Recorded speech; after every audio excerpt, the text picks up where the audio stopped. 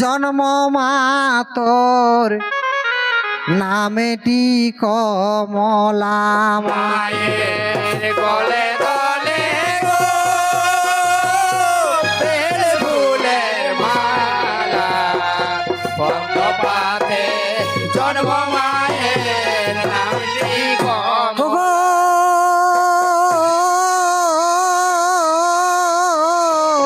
পদ্ম পাতে জন্ম মাতর নামেটি কমলা মায়ের গলে দলে গো বেল ফুলের মালা পদ্ম পাতে জন্ম মায়ের নামটি কমলা।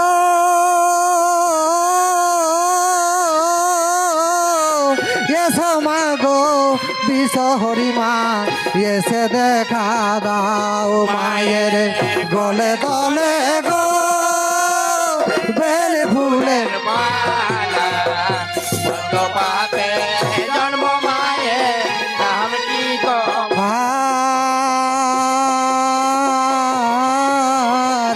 এসো মাগো বিষ হরি মাগা এসে দেখা দাও মায়ের গলে দলে গো বেল ফুলের মালা পদ্ম পাতে জন্ম মায়ের নামটি কমলা। মাগো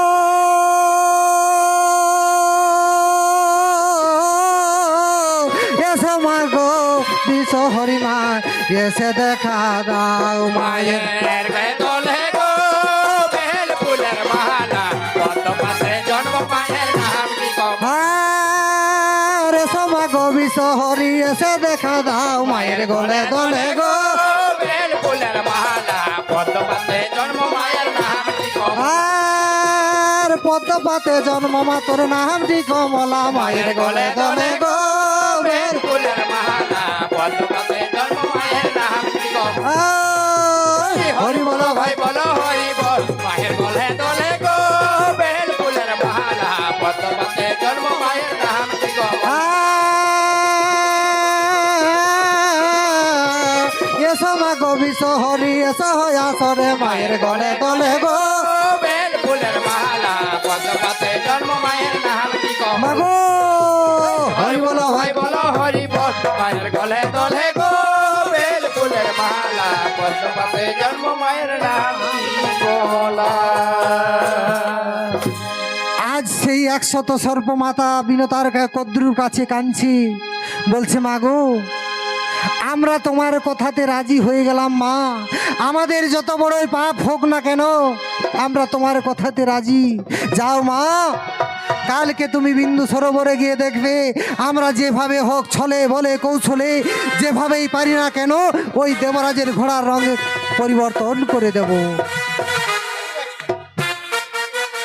আজ সেই সমস্ত সর্পগণ তার মাকে সান্ত্বনা দিয়ে আর চলে গেছে সেই গোপনীয় স্থানে সেই নির্জন জায়গায় গিয়ে আর সমস্ত নাগগণ মন্ত্রণা করছে বলছে ভাই রে কি উপায় করা যাবে কি করলে ওই ঘোড়ার রঙকে পরিবর্তন করতে পারবো। তাই সর্পদের মধ্যে পাপিষ্ঠ বাসুকী নাগ কি বলছে শুন রে তোরা কালকে যখন বিন্দু সরোবরে ওই দেবরাজের ঘোড়া আসবে তখন তোরা কি করবি জানিস বলছে যত কালো রঙের সর্প আছে তোরা সবাই ওই ঘোড়ার শরীরের মধ্যে জড়িয়ে যাবি জড়িয়ে ধরে আর ওই ঘোড়ার রঙকে কালো বর্ণ করে দিবি কৃষ্ণবর্ণ।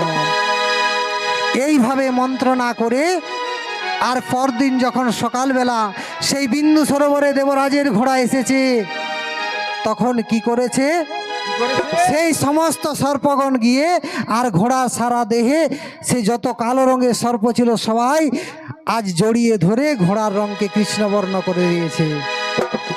যেই না কৃষ্ণবর্ণ করে দিয়েছে এইবার একজন সর্প গিয়ে তার মাতাকে ডেকে আসছে বলছে মাগো চলো আমরা ওই ঘোড়ার রঙকে পরিবর্তন করে দিয়েছি। তখন মাতা কদ্রু সেই বিনতাকে বলছে ওরে সখী চল চল আমরা গিয়ে দেখে আসি ওই দেবরাজের ঘোড়ার রংটি কেমন।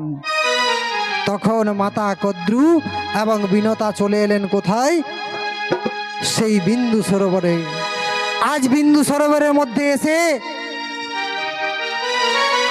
আর যেই না মাতা বিনতা দেখছে যে ওই দেবরাজের ঘোড়ার রং কৃষ্ণবর্ণ হয়ে গেছে, তখন মাতা হাহাকার করে কেঁদে বলছে, কি বলছে? কি বলছে? ও রে সে তব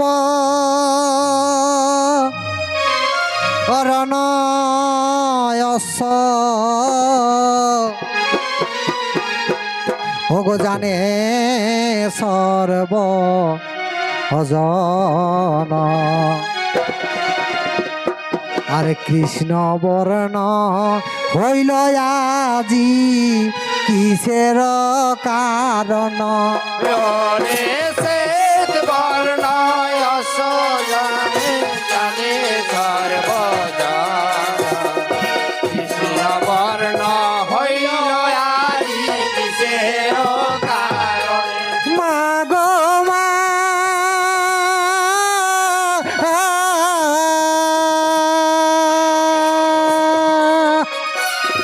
ও গো মা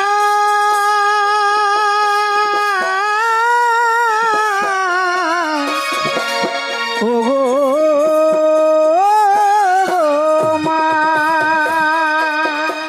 হরি কৃষ্ণ বর্ণ হইল আজি গো কিসের কারণ? ওরে শ্বেত বর্ণ যশ জানে জানে সর্বজন, কৃষ্ণ বর্ণ হইল আজি কিসের কারণে? মা গো মা মা গো ও গো মা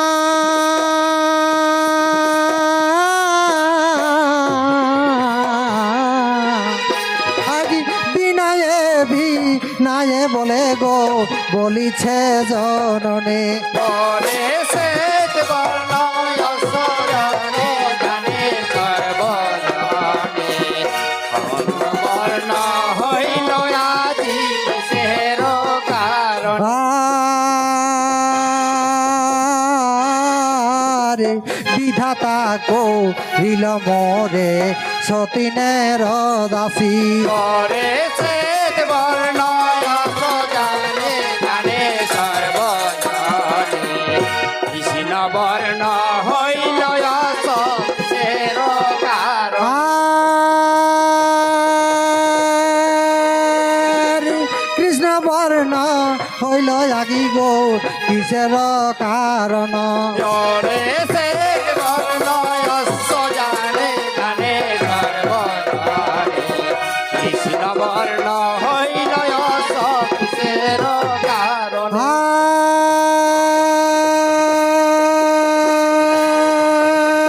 আরে কৃষ্ণ বর্ণ হইল আজি গো কিসের কারণ?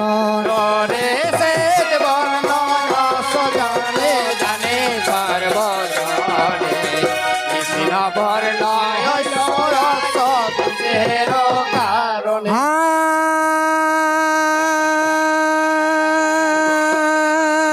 আর বিনায়ে বিনায়ে মাতা গো কাঁদিতে নাগিল।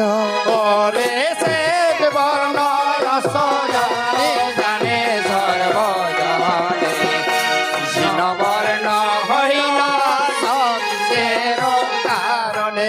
আজ সেই মাতা বিনতা যেই না দেখতে পেয়েছে যে দেবরাজের ঘোড়ার রং হয়ে গেছে কৃষ্ণবর্ণ, আজ মাথায় হাত নিয়ে হাহাকার করে কাঁদছে, বলছে ওগো বিধি, ওগো বিধি,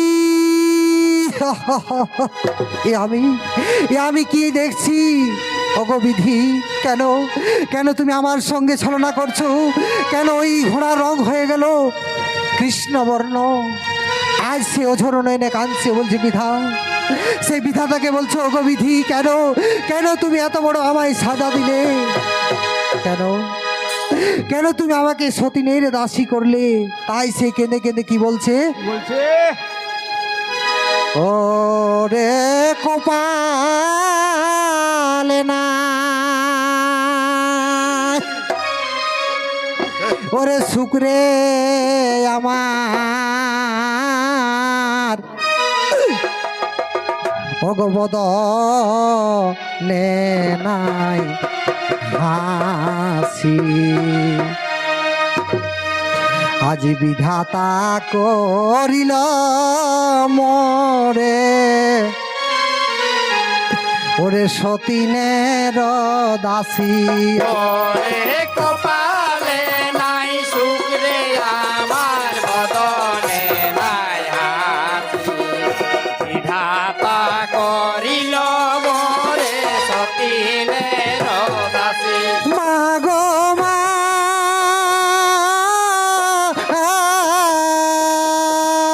ওগো মা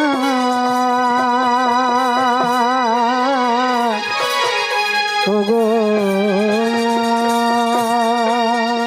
ওগো মা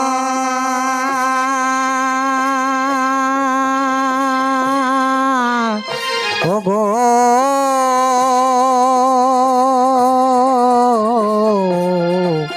ওগো মা আরে বিধাতা কো দিলাম রে গো সতীনের দাসী ওরে কপালে নাই সুখ রে আমার বদনে নাই হাসি বিধাতা করিল মোরে সতীনের দাসী মাগো মা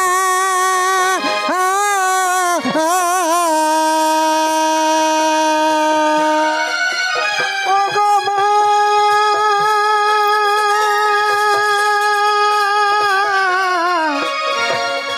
ওগো মা ওগো মা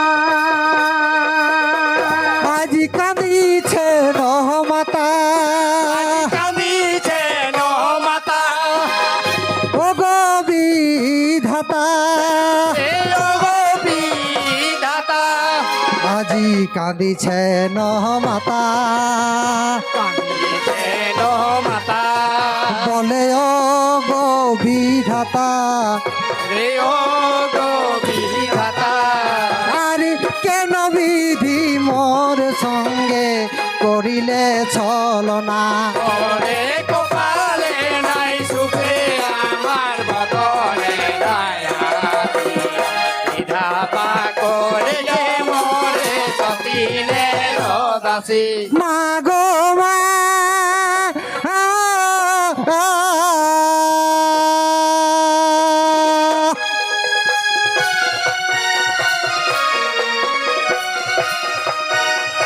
আরে বলো বলো বলো গো কি করি এখন ওই কপালে নাই সুখ রে আমার বদনে নাই হাসি বিধাতা করে যে মোরে সতীনের আসছে অঝরণের কাঞ্চি সেই বিনোদা অঝরণের কাঞ্চি পুষ্প বাগানের মধ্যে আর কেঁদে কেঁদে কি বলছে আরে বিধাতা করিল মোরে সতীনের দাসী ওরে কপালে নাই সুখ রে আমার বদনে নাই হাসি ছেড়ে বিধাতা করিল মোরে সতীনের ভগবান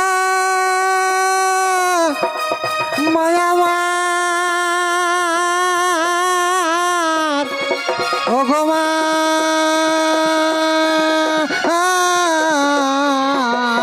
ভগবান বিধাতা করিল মরে গো সতীনের দাসী ওরে কপালে নাই সুখ রে আমার বদনে নাই হাসি বিধাতা করিল মোরে সতীনের আর বিনায় বিনায় কানে গো কাঁদিতে লাগিল ওরে কপালে নাই সুখ রে আমার বদনে নাই হাসি বিধাতা করিল মোরে সতীনের আর সমা গো বিষ হরিমা এসে দেখা দাও ওরে কপালে নাই সুখ রে আমার বদনে নাই হাসি বিধাতা করিল মোরে